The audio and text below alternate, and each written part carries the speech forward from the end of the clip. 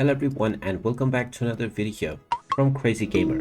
In this video, I'm going to show you how to turn off sounds within the Toy Blast game. So let's get started right away.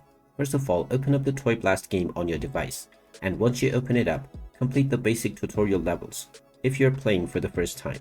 Once you complete these levels, you will gain access to the home page, from which you can tap on the gear icon at the top right corner in order to end up within the settings menu.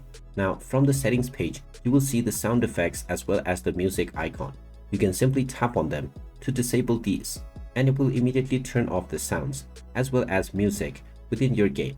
You can now go back into enjoying your game, and now no more sounds will be playing while you are within your game.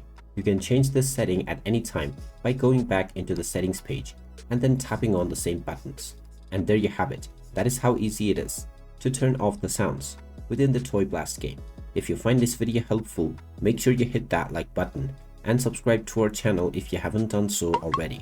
Also ring that notification bell to never miss another update from us. Thank you for watching, and I will see you again in the next video.